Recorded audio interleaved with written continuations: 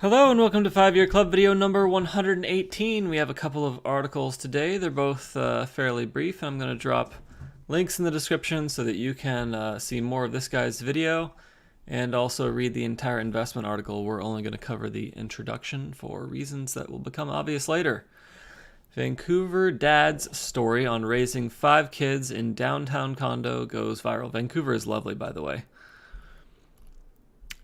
He announced his intention to run for Vancouver City Council earlier this year, and now Adrian Cook is sharing a unique perspective on his home life that is already going viral. Cook, who runs a mobile video game design consulting business, is seeking the nomination of the Nonpartisan Association in the October 2018 election. But he is also known for his advocacy for public transit and affordable housing, which is perhaps best evident with his work with Abundant Housing Vancouver and Abundant Transit BC, 2 advocacy groups he founded.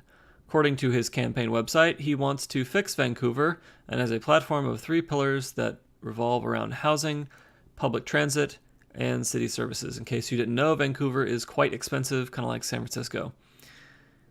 It's his own housing situation that is garnering attention on the internet thanks to a YouTube video by Kirsten Dirksen, the man behind the 5 Kids 1 Condo blog. Crook, his name is Crook. I probably said Cook before. Rents a 1,000 square foot condo on the 29th floor of a downtown Vancouver high-rise with his 5 kids. In the 21-minute video, Crook offers a casual tour of his living situation and space. It's pretty great, he says in the video. Everything is so close. He's in Yaletown, which is a particularly nice area of Vancouver. At the time of this writing, the video had already been viewed 439,000 times, with numerous comments from people offering a wide perspective of opinions on Crook's lifestyle choice. In dealing with the housing affordability crisis, he wants to provide emergency addition of middle-class and truly affordable housing, limit building permit wait times, and reform zoning policies citywide. When it comes to transportation, Crook, who doesn't own a car, writes vehicles aren't going away and that the city's infrastructure must support multimodal travel that reduces private auto trip times to increase mobility. At the same time, he says, the city needs to plan for a future of electric, autonomous, and shared vehicle use while continuing to support traffic reduction efforts for today's cars using our road network. All right, so the reason why I chose this article is A, I think this YouTube video is fun and it shows how this guy is able to raise 5 kids in a very small apartment, and that it can be done. And it'll look weird to certain people, but other people in the world will think, oh yeah, this looks normal. I guess for Hong Kong. And but as far as affordable housing goes,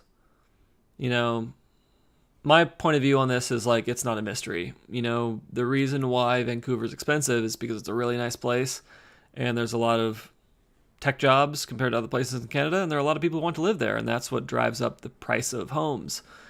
And when people say build affordable housing, a lot of times what they mean is build cost limited housing, or housing that is only available to people who make below a certain income.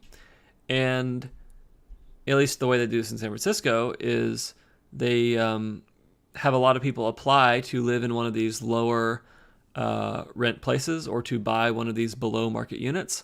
And then there's a lottery system to select a winner who's able to take advantage of it. And I don't support those systems because essentially all it's doing is taking the housing system and controlling it with like a lottery or some kind of connection system or some kind of other selection system other than money. Money is just a selection system for these places. So, in the case of San Francisco, for example, rent control, a lot of times is who do you know who is moving out of a rent-controlled apartment. And they get to select you as the person who gets to take their place. Is that a fair system? No, it's just a very how many people do you know popularity system. And I don't think that's a great way to run housing for a city. The other part of it is, he said he wanted to reduce wait times for building and permits. I gotta say, even though I don't agree with a lot of, building and permit laws, the reason why we have regulation around building and permits is so that things stay nice. And obviously, you can reduce the cost of housing by building a lot more housing. But you have environmental considerations, traffic considerations, quality of life considerations. As you increase the density of people in an area, that area is going to get worse. There's going to be more crime. There's going to be more demand for everything. Prices are going to go up. And yeah, I mean, that's just a fact. And I think that every town has to strike a balance between housing policy and the identity of the town. Like, we can't just turn everywhere into a warehouse, which is certainly what a lot of people want for San Jose. Okay, so that is this article, and I'm going to link the video and the article in the description so you can look into it more. I would especially encourage you to watch his 20-minute YouTube video.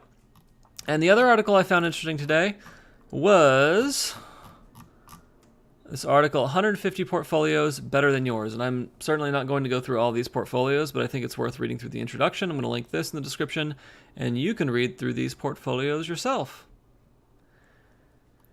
Editor's note, January 15th, 2018, the long-awaited White Coat Investor online course is live and is available for purchase here. Well, maybe I shouldn't have read that. I don't know anything about this course. I'm not going to read that. I thought that maybe that would be an interesting note, but apparently it's not. Okay. Designing the perfect portfolio. As investors move from their investment childhood through the teenage years, many of them seem to almost become fixated on designing the perfect portfolio. They've learned the importance of buy and hold, the importance of keeping costs low, and the importance of using passive investments over active ones. They learn about the efficient frontier and seek to get themselves onto it, not realizing it can only be defined in retrospect. They start learning about various portfolios and their pluses and minuses and seem to be eternally seeking a better one. Even some investment advisors fall into this trap, designing their own portfolios, borrowing someone else's, or even paying to use someone else's models. Occasionally, I even see investment advisors try to keep their model portfolios secret as though theirs are somehow magically better than anyone else's.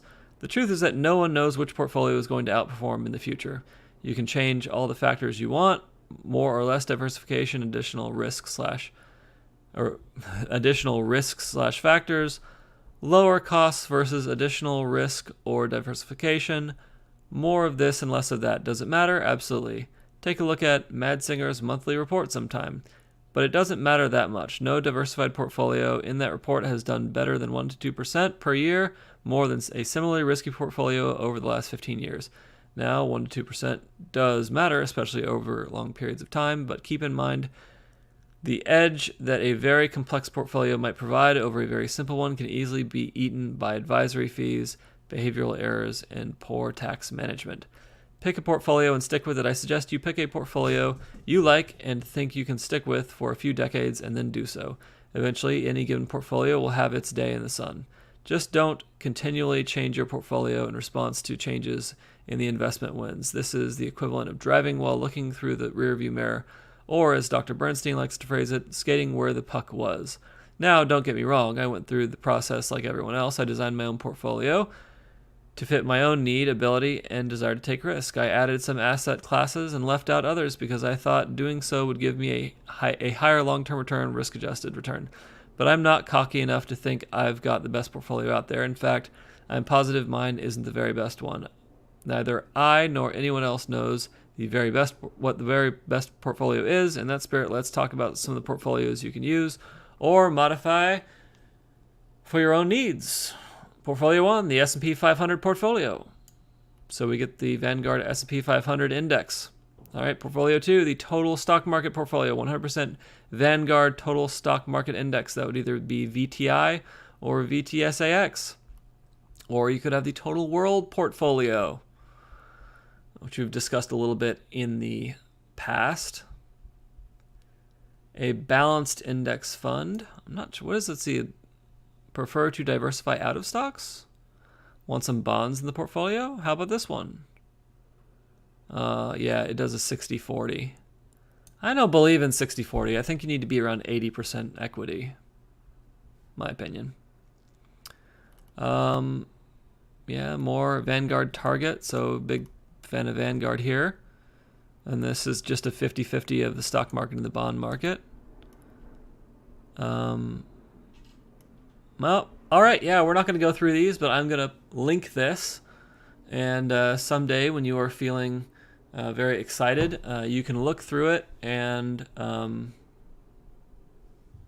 decide what you think about these portfolios in this article.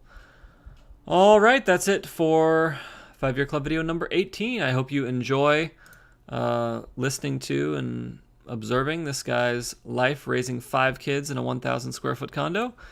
And I hope that reading through these different portfolios will give you a little bit more insight into what is available to you in the investment world. Have a fabulous evening.